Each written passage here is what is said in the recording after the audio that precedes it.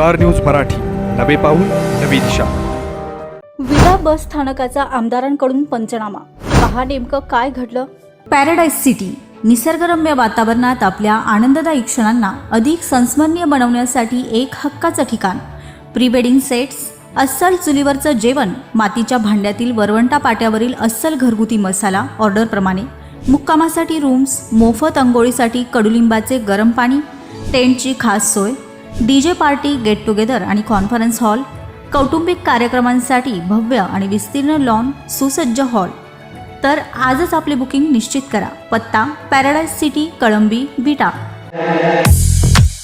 Doctor Sudhir Deshmukh आणि doctor सौ पूजा देशमुख यांचे देशमुख हॉस्पिटल आळसंद सुसज्ज व सर्व सोयीयुक्त हॉस्पिटल, ECG आणि मॉनिटरची सोय, खात्रीशीर उपचार व इलाज, रुग्णांसाठी ॲडमिट होण्याची सोय।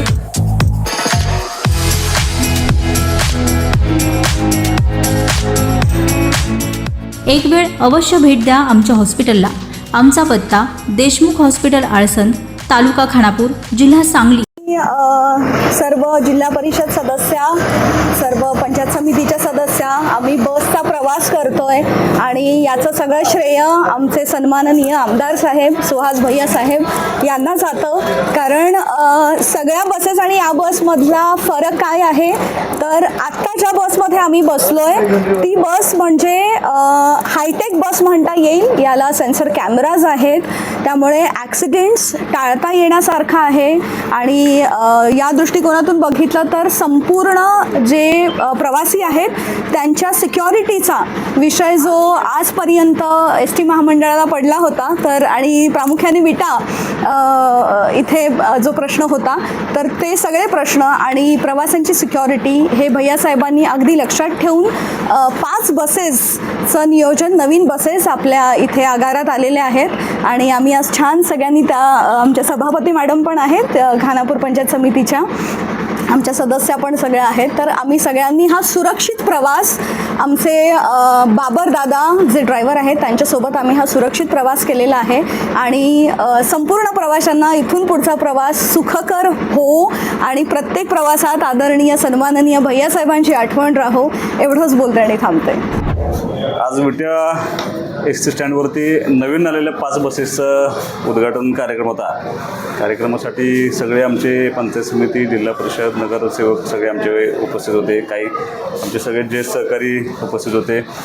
DC आपल्या जिल्ह्याच्या राऊत मॅडम या ठिकाणी उपस्थित आहेत। आणि त्या सगळ्या बसेसचं उद्घाटन झाल्यानंतर आपण जे विटा शहराचं नवीन बसस्टँड बांधायला लागलो आपण त्याच्या कामाची पाहणी करण्यासाठी सगळे एकत्र आलो। आणि मला असं वाटतं की जिल्ह्यामध्ये सगळ्यात चांगलं बसस्टँड हे आपल्या विटा शहराचं व्हावं यासाठी गेले 2 वर्ष आपण प्रयत्न करत होतो। आपले तत्कालीन मुख्यमंत्री आदरणीय एकनाथ शिंदे साहेबांनी ह्या प्रिमायसेसचं भूमिपूजन केलं होतं। आत्ताचे परिवहन मंत्री आदरणीय सरनाईक साहेब, मुख्यमंत्री आदरणीय देवेंद्र फडणवीस साहेब, आदरणीय सुनेत्रा काकी या सगळ्यांच्या सहकार्यातून मला असं वाटतं की जिल्ह्यात सगळ्यात मोठा निधी ह्या विटे शहराचं बसस्टँड दुरुस्त करण्यासाठी किंवा नवीन बांधण्यासाठी आपल्याला मिळालं होतं। आणि खूप चांगला प्लॅन, म्हणजे कदाचित लोकांची थोडी ह्या 1.5 वर्षामध्ये गैरसोय झाली, मी काय नाकारणार नाही, पण एखादं नवं इन्फ्रास्ट्रक्चर उभा करत असताना शेवटी त्याच्या फेजेस असतात, कॉन्क्रीटच्या सगळ्या, त्याचं क्युरिंग। आणि माझं तुम्हाला सगळ्या नागरिकांना माझा तुम्हाला शब्द आहे की जिल्ह्यामध्ये कुठं नसेल असं बसस्टँड आपलं विट्याचं असेल। ह्या 6 महिन्यामध्ये तुमच्या आम्ही सगळं ताब्यात देऊ। आता या महिनाखेरीस 9 प्लॅटफॉर्म आपण देतोय। तर मी तुम्हाला हा थोडासा प्लॅन समजून सांगायचा प्रयत्न करतो। म्हणजे कॉन्ट्रॅक्टर या ठिकाणी उपस्थित आहेत। पूर्वी तशी जागा सुदैवानं आपल्या बसस्टँड खूप चांगली आहे, पण जागा असताना सुद्धा थोडं प्लॅनिंग नव्हतं किंवा 14 प्लॅटफॉर्म होते दोन्ही बाजूला मिळून, म्हणजे ह्या बाजूला आणि दक्षिण बाजूला आणि उत्तर बाजूला असे 14 प्लॅटफॉर्म होते। आता आपण एकाच बाजूला 17 प्लॅटफॉर्मचं आपलं बसस्टँड उभा करतोय। म्हणजे मला असं वाटतं की हे सफिशियंट आहे, पण जरी भविष्यात कधी लागलं तरी आपण त्या बाजूला नवीन प्लॅटफॉर्म करू शकतो। प्लॅटफॉर्म हे सगळं करत असताना काळजी अशी घेतली आहे की ज्या पूर्वी चुका होत्या, सुरक्षेच्या दृष्टीनं काही गोष्टी करणं आवश्यक होतं, पार्किंगच्या दृष्टीनं काही करणं आवश्यक होतं, पिकअप अँड ड्रॉप, जसं एअरपोर्टला सगळ्या सुविधा असतात. तुम्ही जर ज्यावेळेला प्रवेश कराल, ज्यावेळेला एक 3-4 महिन्यामध्ये पूर्ण होईल, प्रवेश केल्यानंतर रिक्षातून येणारे प्रवासी आहेत त्यांना उतरायची व्यवस्था सोडून लगेच रिक्षा बाहेर जाऊ शकते. परमनंट रिक्षा ज्या उभारतात त्यांची व्यवस्था आपण या ठिकाणी रिक्षा स्टॉपवरून केलेली आहे. पार्किंगची व्यवस्था, 2 व्हीलर 4 व्हीलरची पार्किंगची व्यवस्था आपण सेपरेट दिलेली आहे. त्याच्यानंतर पिकअप ड्रॉपला ज्या छोट्या गाड्या येतात, कार सगळ्या, त्यासुद्धा पिकअप ड्रॉपची व्यवस्था आपण या ठिकाणी दिलेली आहे. जवळपास किती 14 गाड्या आहेत ना, 16 म्हणजे शेवटी ST उभा करत असताना त्याचे उत्पन्न, कारण ह्याचा मेंटेनन्सचा खर्च खूप मोठा आहे, त्याचं व्यवसाय म्हणून 16 गाळे प्रशस्त साईज देऊन 16x16ची साईज दिली आणि असे 16 गाळे आपण याच्यामध्ये उभा केले. जे आमचं असं म्हणणं आहे की त्याच्यामध्ये सगळ्या सुविधा असल्या पाहिजेत. मग बचत गटांची व्यवस्था झाली पाहिजे, पूर्वी व्यवसाय करणाऱ्या लोकांची व्यवस्था झाली पाहिजे. हे उभा करत असताना इतकी काळजी घेतली की पूर्वी महिलांसाठी ज्या व्यवस्था सगळ्या होत्या, म्हणजे फीडिंग रूम असेल किंवा हिरकणी कक्ष असेल, पोलिसांचं सेपरेट बसायची त्यांची व्यवस्था होती, ते सगळं त्याच्या प्लॅनमध्ये इन्क्लूड करून आपण हा सगळा प्लॅन बनवला आहे. पहिल्या फ्लोअरवरती म्हणजे शक्यतो पहिल्या फ्लोअरमध्ये देत नाहीत, पण आपण पहिल्या फ्लोअरला STचं उत्पन्न वाढावं म्हणून 2 मोठे हॉल दिलेत. काही बँकेनं आपण विनंती करू की तुम्ही इथं भाड्याने लोकांची व्यवस्था होईल आणि उत्पन्नाचं पण साधन STला तयार होईल. इथं जो स्टाफ आपला आहे, समजा काही कंडक्टर आहेत, काही ड्रायव्हर आहेत किंवा महिला आमच्या कंडक्टर आता हळूहळू यायला सुरुवात झाली. रात्री अपरात्री जर काय त्यांची राहायची व्यवस्था करायची असेल तर आपण डॉर्मेटरी इथं उभा केली, महिलांची सेपरेट केली, पुरुषांची सेपरेट केली. प्रवासी एखादे अपरात्री इथं आले तर त्यांचीसुद्धा व्यवस्था व्हावी या हेतून आपण त्यांची व्यवस्था करण्याचा ह्या प्लॅनमध्ये प्रयत्न केला आहे. पूर्वी डेपो मॅनेजर राहायची व्यवस्था दुसरीकडे होती, त्यामुळं थोडं कंट्रोलिंग कमी असायचं की ते सेपरेट एकदा त्यांच्या घरात गेली की आता तसं नाही, आता त्यांचा फ्लॅट आपण इथंच वरती केला आहे. ऑफिसेस काही आपण पहिल्या फ्लोअरला घेतले जेणेकरून कंट्रोलिंग करत असताना ST स्टँडवरती सेफ राहिलं पाहिजे, सगळ्या गोष्टी व्यवस्थित झाल्या पाहिजेत म्हणून आपण त्यांची व्यवस्था या ठिकाणी करतो आहे. जिल्ह्यातलं पहिलं बसस्टँड असेल की जे 100% काँक्रिटीकरण आहे. तुम्ही जर बघितलं तर स्टँडच्या बाहेरचा एरिया, स्टँडच्या सगळ्या आतला एरिया, अगदी वर्कशॉप्स आहेत आपण, म्हणजे ज्या दर 2 वर्षानंतर खड्डे पडले, घाण झाली, पाणी साठलं, चिखल झाला, ही तक्रार तुम्हाला परत कधी ऐकायला मिळू नये अशा हेतून म्हणजे अगदी आपण M40चं कॉन्क्रीट वापरले, जे हायवेला वापरतात तसं कॉन्क्रीट आपण जवळपास 1 फुटाचं कॉन्क्रीट वापरून आपण सगळं कॉन्क्रीटीकरण करतोय. मग ते मेडिकल ट्रीटमेंटची व्यवस्था झाली पाहिजे. अशा सगळ्या म्हणजे माझी तुम्हाला विनंती आहे, थोडा त्रास झाला आहे, अजून 1-2 महिने आहेत. आता ह्या महिन्याखेरीस आपण 9 प्लॅटफॉर्म चालू करतोय आणि 2 महिन्यामध्ये 2.5 महिन्यामध्ये MIDCचे लोक पुढे गेले. 2 महिन्यामध्ये आपण कॉन्क्रीट सगळं संपवत आहे. 2 महिन्यामध्ये आतलं कॉन्क्रीटीकरण सगळं संपून जाईल. इन आउट पूर्वी एकत्र होतं, आता एकत्र आहे. 5 मीटरचा 7 मीटरचं इन अँड आउटसाठी प्रोव्हिजन होती. आता आपण इनसाठी 9 मीटर आणि आउटसाठी 9 मीटर, म्हणजे आत प्रवेश करताना बाहेर जाताना कुठेही कुठल्या गाडीला इजा होऊ नये, कुणाला माणसाने इजा होऊ नये, धक्का लागू नये, अपघात होऊ नये, ह्यासाठी आपण त्याची व्यवस्था करून ठेवली. दत्त मंदिराचं त्याला इतका सुंदर प्लॅटफॉर्म केला आहे, मंदिरात जाणाऱ्या माणसाचा आणि बसचा दोघांना एकमेकाचा कुठं अडथळा होऊ नये म्हणून त्याचा प्लॅटफॉर्म आपण सेपरेट करतो. म्हणजे एअरपोर्टला ज्या सुविधा असतात तशा सुविधा देण्याचा प्रामाणिक प्रयत्न आपण ह्या STच्या माध्यमातून, ह्या बसस्टँडच्या माध्यमातून करतोय. तुम्हाला माझा शब्द आहे की 6 महिन्यामध्ये तुम्हाला जिल्ह्यात नाही असं ST स्टँड तुम्हाला बघायला मिळेल. संपूर्ण काम कधीपर्यंत पूर्ण होईल अपेक्षित? आता निम्मा ह्या महिन्याखेरीस आपण हँडओव्हर करतोय, म्हणजे वापरायला देतोय. जवळपास 9 प्लॅटफॉर्म आपण वापरायला देतोय. कॉन्क्रीटीकरण 2 महिन्यात सगळं संपून जाईल. ह्याच्यावरचं कन्स्ट्रक्शन, कारण त्याचा क्युरिंग पिरियड असतो म्हणून, तो क्युरिंग पिरियड संपला एक 5-6 महिन्यामध्ये सगळं पूर्ण करून तुम्हाला 100% त्याचा ताब्यात देऊन टाका. विटा बस स्थानकाचा एरिया किती? एरिया आता किती आहे? Plate 17,000 square foot. 17,000 स्क्वेअर फीटची प्लेट आहे टोटल. ही बिल्डिंगची प्लेट. टोटल एरिया खूप मोठा आहे. एरिया खूप 2.5 एकत्र असेल. मला सगळ्यात प्रशस्त आणि एवढ्या सेंट्रल प्लेसला म्हणजे आज सांगलीसारख्या मोठ्या शहरामध्ये सुद्धा सेंट्रल बेस्ट एवढं मोठं नाही आहे. टीका होत असताना आपल्यावर जी टीका झाली स्टँडच्या विषयावर संदर्भात त्यावेळेस पूर्वीच आपण या भूमिका थोडासा केला नाही किंवा त्याचं स्पष्टीकरण मी किंवा आता ही माहिती आहे, मी असा मानणारा कार्यकर्ता आहे की लायसाहेब सत्ताधाऱ्यांना प्रश्न कोणतरी विचारले पाहिजे, सत्ताधाऱ्यांच्यावर टीका ही झाली पाहिजे, त्याशिवाय मलाही हुरूप वाटत नाही काम करायचा.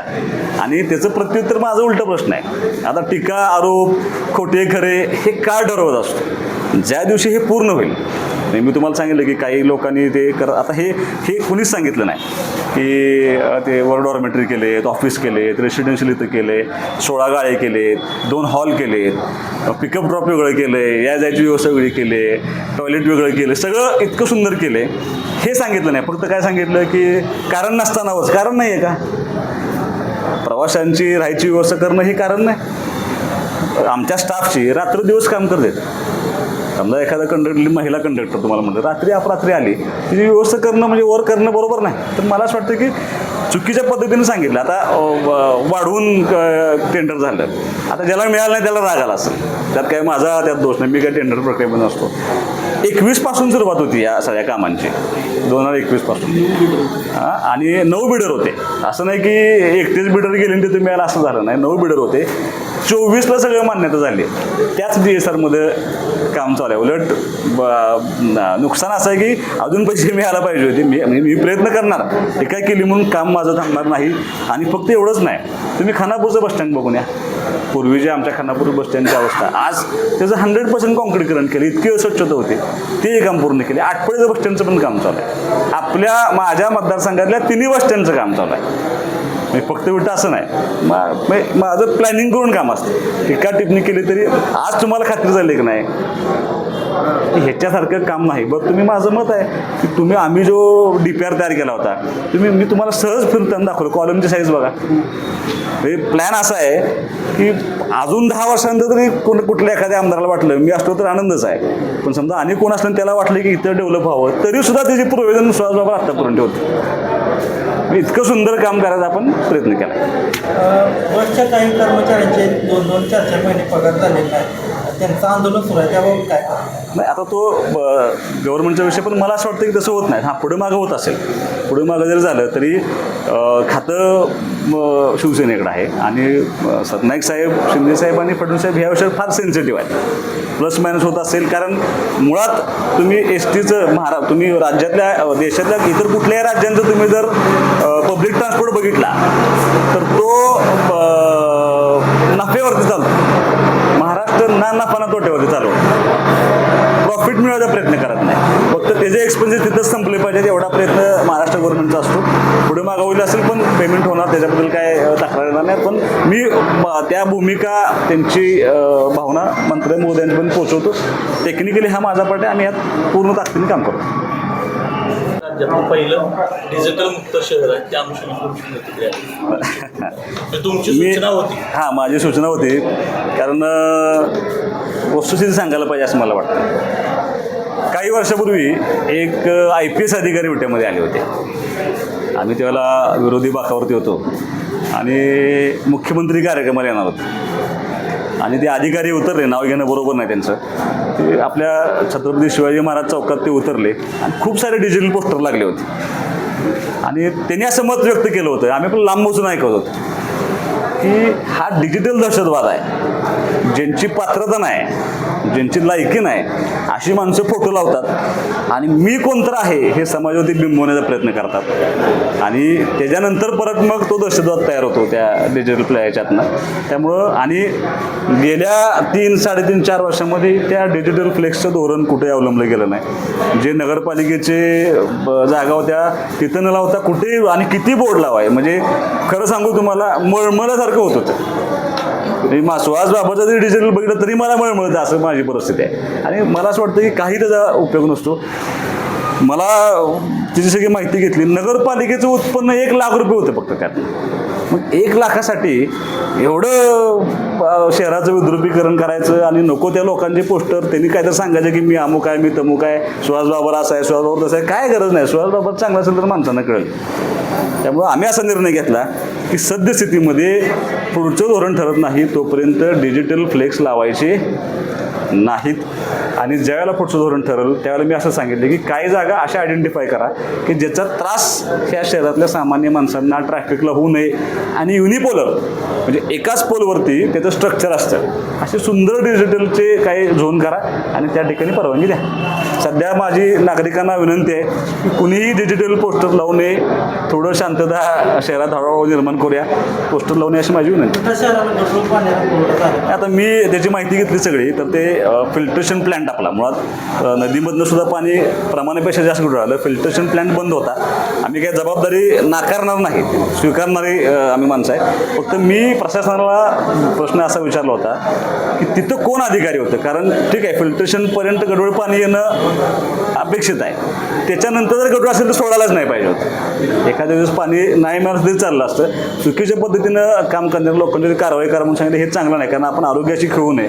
बाकी कुठलीही गोष्ट आपण चूक एखादी ॲडजस्ट करू शकतो. पण असं परत होता कामा नये. आज त्यांना कारणे नोटीस काढली. कारण फिल्ट्रेशन प्लॅन्ट जर बंद असेल तर तुम्ही गढूळ पाणी पुढं पासच करायला नाही पाहिजे होतं, पुढं द्यायलाच नाही पाहिजे होतं. हां एकदम खराब झाले. नाही आज सगळीकडे म्हणजे मला सुद्धा तो त्रास झाला आहे. आम्ही काय जबाबदारी नाकारणार नाही. आमची चूक आहे. ती जबाबदारी स्वीकारून परत होऊ नये म्हणून आम्ही त्याची पूर्ण काळजी घेऊ. आपल्या परिसरातील लेटेस्ट बातम्या पाहण्यासाठी स्टार न्यूज मराठी यूट्यूब चॅनलला आत्ताच सबस्क्राईब करा.